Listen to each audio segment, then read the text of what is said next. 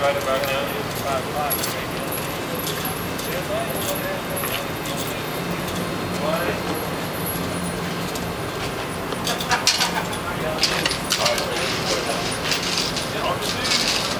I had everything open.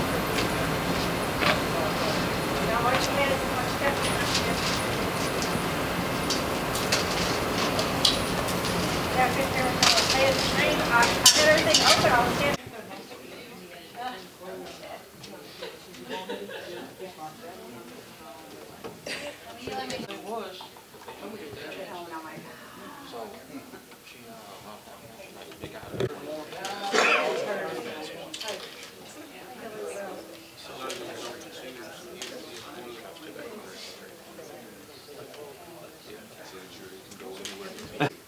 Further instructed that in fixing the defendant's punishment, which you will show in your verdict, you may take into consideration all 2016 that led to the deaths of 2 precious, beautiful, innocent people.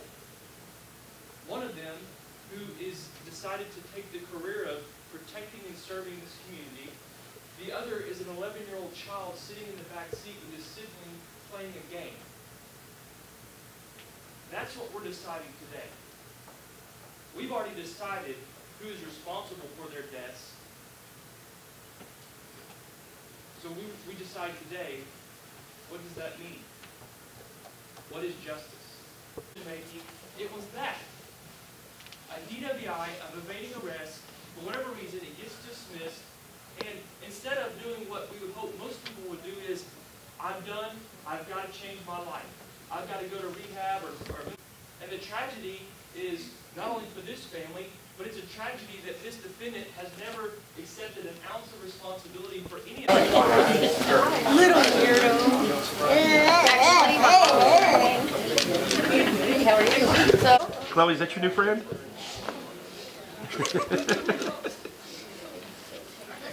Garrett William Nee, who's been adjudged to be guilty of the offense of evading arrest for detention causing death, a felony, and cause number 160910494, and whose punishment has been assessed at 15 years imprisonment in the Texas Department of Criminal Justice Institutional Division. Be delivered to the Sheriff of Montgomery County, Texas, to the Director of the Texas Department of Criminal Justice Institutional Division, or any other person legally authorized to receive such convicts, who shall be fined for 15 years in accordance with the laws governing the Texas Department of Criminal Justice Institutional Division.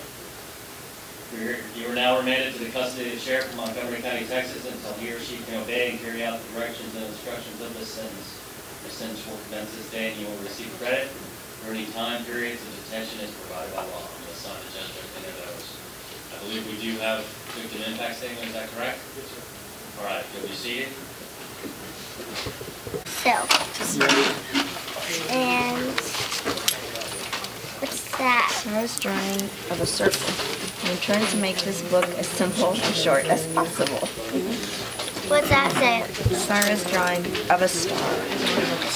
Strawberry. That's not them. That's it. That's all she had time for.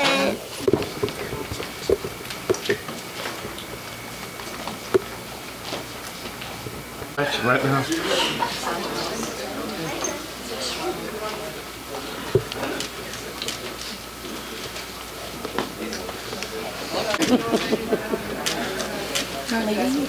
no, we're just giving up. Donna, what do you think of the verdict? It's not probation. That's better than anything, right? We got, I mean, we didn't get 20 years, but we got 15, and that's good. How does this, I mean, this has got to be affecting both y'all's families. Oh, yeah. How does it, tell me, I mean, losing a family member like that on a day, on Father's Day? Yeah, it was, you know, no father wants to experience that on that day. Yeah. Donna, you gave a very powerful impact statement at the end, and you said you forgive. I do forgive him, because if I don't forgive him, I don't have peace, and I won't allow him to have that control over me. He made a choice, and this is a choice he made, and it's a life he's going to have to live at least for 7.5 years before he's eligible for parole. So he has a lot of time to think about his actions and hopefully get to know some Jesus and find his own peace with what he's caused. Chloe, does she pretty much understand what's going on? She kept looking back at him when we were talking about it. She knows. She knows exactly what's going on. So I think this brings some closure for her too. So, yeah. What about you? What do you think? I mean, your family going through all this. I mean, it's really difficult because, you know, the constant reminder we have to, like, I don't know. But by my part, I forgive him too. And what is your name? Brenda. Brenda? Okay. Yeah. And what's your last name? Hilario. Yeah. Brenda, spell your last name? Hilario. Okay, I got it right there. Okay. Where's your mom and daddy?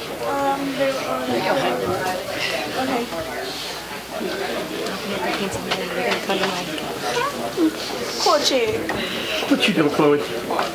She's hanging out with her best friend. Hanging out with best friend, huh? Yeah. Apparently to the mother, she needs more girl best friends. Do Yeah. Chloe's mom said that I need more girl best friends, so she's my new girl got some best now, friend. huh? Yeah. She's a queen, a princess, and everything. Here, she's a. Okay. Well, you did good. You did good this week, I okay? spelled his name right. You did? That's awesome. It's C-A-N-C-O. That's good. That's good. You got it. You got it. Well, you can come see Chaco anytime, okay? This is... Wait, it's not right! Oh, okay. Can I have a picture back? You remember yours is in your mom's purse? Okay. That's hers. Tell him, baby. What's that necklace? What is it? Oh, I know. Here, stand up here. Look here. Look at Mom. I'll tell you what. Tell him what the necklace is about. What's this? What's this? What is that? Daddy's badge? What's this? Daddy's fingerprint? Is that it? And then the infinity sign.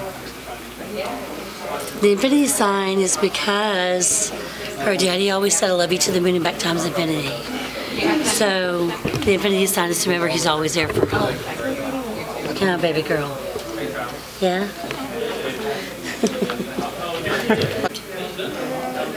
Okay, give me your right hand. And you press that one right there. You hold it down, okay? Just so you know. All right,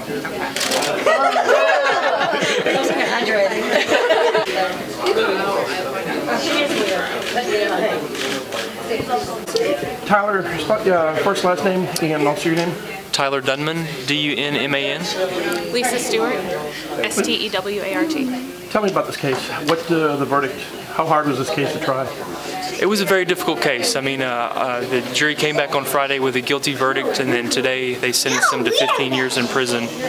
This case was unique in that it had, you know, the death of a police officer and also the death of a child. So you have a very, very emotionally charged case on both ends there that Lisa and I, you know, honestly had the pleasure of working on. This is a case that's impacted us, been very important for us. We spent, you know, over a year working on this case from the night that it happened. Lisa was on scene, and so it's been part of our you know, monthly routine of getting ready for this. So we're obviously glad that it resulted in the verdict and the sentencing that it did.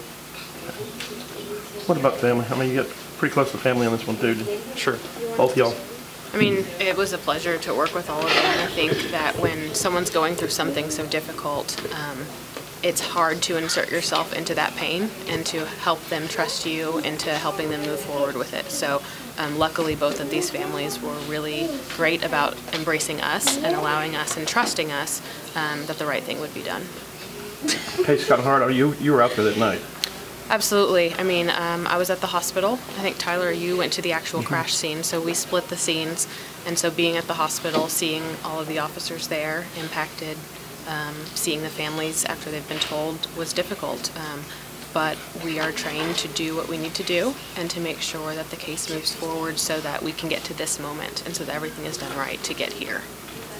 I thought the maximum penalty on this thing was, what, 20 years anyhow? Yeah, this is a second-degree felony, so the maximum that he could have received is 20 years. Obviously, the jury spent a number of hours today deliberating punishment. They put in some difficult work in going through their verdict, and we respect it.